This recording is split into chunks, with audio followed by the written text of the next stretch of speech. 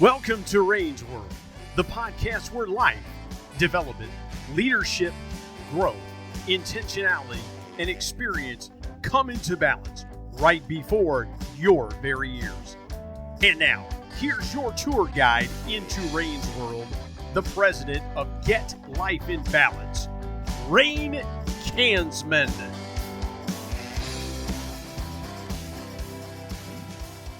All right, welcome back to Rain's World. And today I have Bridgette Brooks, and she's going to talk about effective business partnerships. Let me tell you a little bit about Bridgette. She brings over 20 years of HR training and development experience. Her industries include financial services, food distribution, where we met, and now moving into industrial tools. Most recently, she's with Cisco for 13 years, transitioning to Stanley Black & Decker as Global Finance HR Leader. Nice title. Describes herself as a trusted business partner and an operational mindset. And I can tell you, after working with Bridgette, she is a trusted business partner. Welcome, Bridgette. Thank you, Rain. It is so awesome to reconnect. I'm excited about the new opportunity to switch over to Stanley Black & Decker, and I'm also very excited about our dialogue for today. This is a topic that I have some passion around, which is effective business partnership, and I'm glad to have the opportunity to share. Well, I'm glad you're here to do that. So let me kick it off with the first question. What does an effective business partnership look like? I'm feeling a little creative today, right? I really wanted to draw a picture of this. And when I think about business partnership in my career, I have just been drawn to people who add value beyond their function. And I describe it as if you could picture, a symphony that's playing all of these instruments coming together. If you can picture people dancing around and doing the waltz, I don't know if you've ever done that in your lifetime. You had to take those lessons. It is a partnership where individuals come together and Rain, you can't tell on a conference call, on a Zoom call, who represents which function. Wow. Because everyone is playing such a key role together in elevating the business. You have thought leaders from finance, maybe from merchandising and supply chain and HR. But when they come together, it's such a beautiful chemistry that everyone is driving towards similar goals. Mm-hmm. And it is very difficult to distinguish who is who in these environments. So that's what I think about when I think about business partnership. You are not isolated to, have a dialogue just about your function. You are adding value across the board. Wow, I like that. So a couple of things in there for me. I love the waltz idea, although you would be able to pick me out on the floor.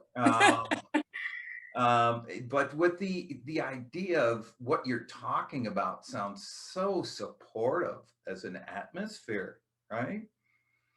Absolutely. It is very supportive as an atmosphere. And I can tell you sitting in the HR seat, the first thing that it's likely that we do in our function is if we hear a business opportunity or challenge, the first thing we're thinking about is, do I align some people to it? Do we have some problems with, people, or is it internal leadership that's causing this issue? And oftentimes it could be something very different. So if we're in tune to our other business partners, then my mind instantly goes to, a conversation that I may have had about the supply chain. Maybe the issue is really about, the connectivity of the overall supply chain. It's not just about people. Is it the conversation that I had with my operations leader where we learned that we have some equipment that is aging, that's not functioning? And maybe that's the issue with the service level being below expectations for our customers. So it's not necessarily just about, me focusing on people and is it leadership. It's asking those deeper questions to be able to understand what the true opportunity is and how do we fix that. Absolutely, absolutely. Where you and I worked together, I remember early on in operations, we were trying to switch over, right, systems and equipment that we were going to use. And had we not made that transition, we would not have been able to create the efficiency we had. We did it with all the same people, to That's right. your note, uh, and just had to give them the skills to use the new equipment. Very Absolutely. cool. So Absolutely. why is it important to leaders, Bridget? Being an effective partner is really important, and it depends on when you say leader, what lens you take. To have, if you're sitting in a leadership spot, it's important to have an effective business partner that's going to give you the truth, right, and have that authentic relationship with you. And so when I think about that, it provides a lot of coaching and feedback to a leader, or you may be providing some feedback as an effective business partner about someone that they deem as high talent on their team. Mhm. So, either one of those lanes, depending on whether or not it's the leader or you're talking to the leader about the associate, it's really important to have built that relationship with that leader, and have been able to provide some authentic feedback, some constructive feedback. And Rain, here's the key, to be able to do that without damaging the relationship. Right, right. Because we've met plenty of leaders in our past that I'll give you feedback. You want it? Come on in, right? And you, That's right. I'm not sure. Uh, That is exactly right. And then from a career development standpoint, if you took another lens and you thought about it just as an individual, it's important to be known as a thought leader. It's important to be known. It's important for people to know that you add value Yeah, at the end of the day. And without that, we tend to stay a bit stagnant in our careers if we're not known as those individuals who add value. yeah, that was so true for me. I never wanted to be, no matter if I was in a leadership role or an individual contributor's role. I wanted to add value. I didn't want to be paid for just being there, right? That's right. I like That, that. Yeah. that So it's you talked about something else there, and it's interest. Oh, feedback. And on the feedback, uh, for me, that was something that was learned later because I used to sugarcoat a little bit, ah, right? And so I wasn't being fair to that individual that asked me for feedback. Because if I had something that might help them and didn't give it to them, they're going to find out somewhere down the road and it might be more painful. yeah. And Rain, unfortunately, the higher individuals go in their careers, the less feedback that they get, and it can be Right. awful. Yeah. What we call the water cooler talk, and these perceptions that are out there about a leader.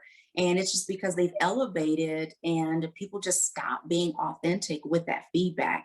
And I know oftentimes I am sitting in a space in this HR seat where I'm asking a question: how did you think that meeting went? Right. And kind of leading them to kind of solution for this on their own. And then how do you think what you said was received?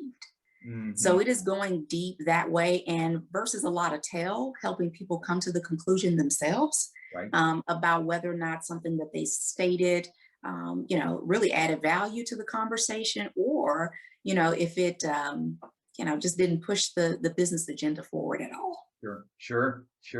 So I have if you don't mind using a little of your time, I have a story Yeah, experience that I ran into. So this absolutely. leader was fairly new. He was the head of a distribution site, and he was definitely your type A personality leader, right? And the entire senior management team, I think there were 9 on that team, um, grew up with another leader who just retired, and this person came in to replace. And he brought me in to do some work with the whole staff.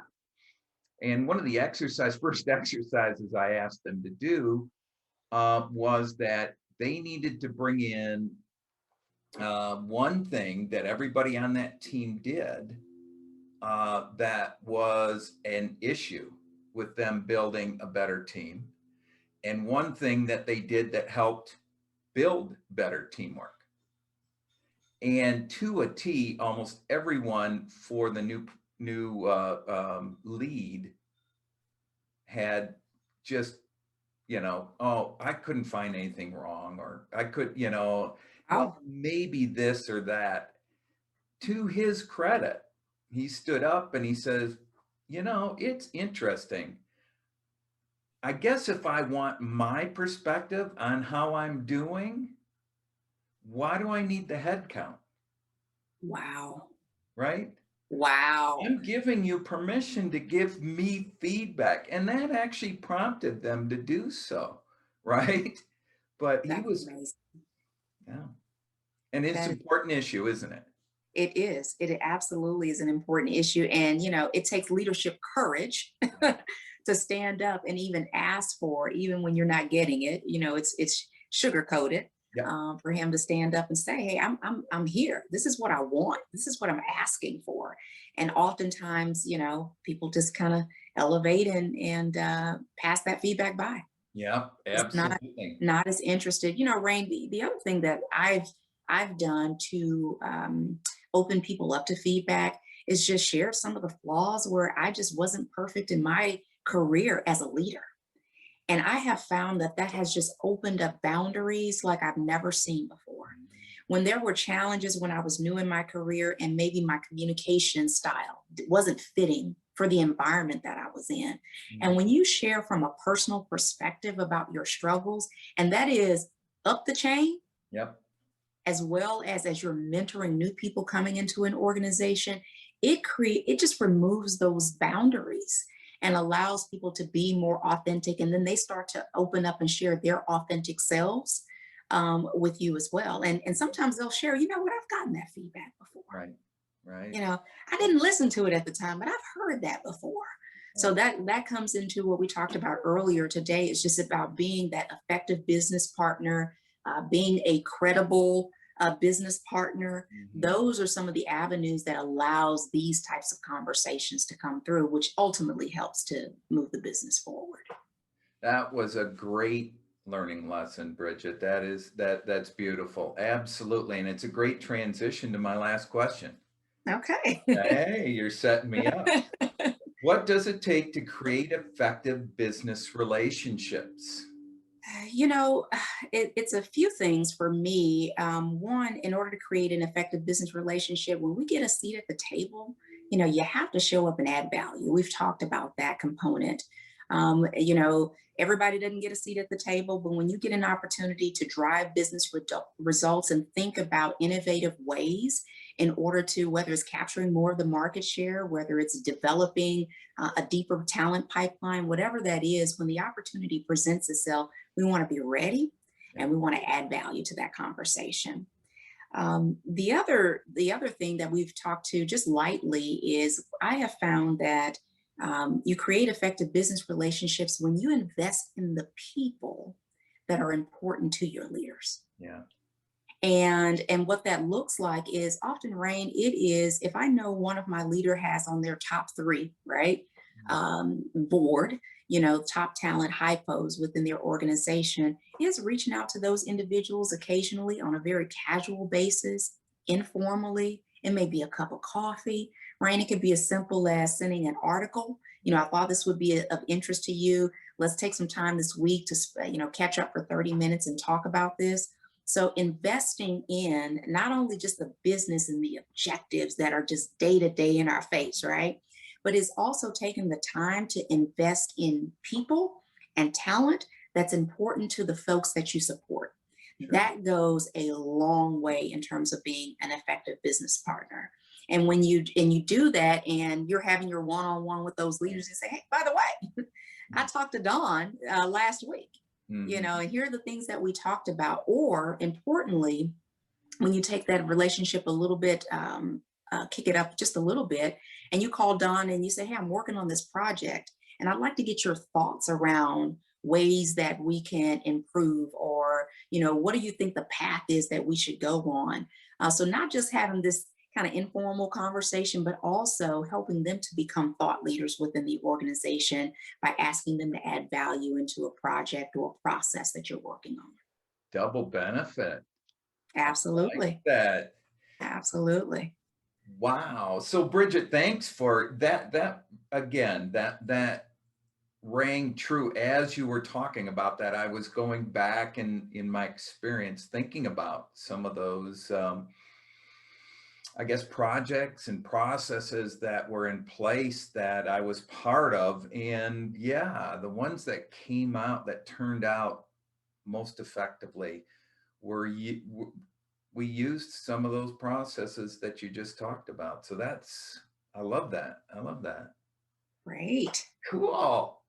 Well, I appreciate you spending time with me today and being part of this. Absolutely. It has been a pleasure, Rain, anytime. All right. Well, thank you so much. And you have a great day. You as well.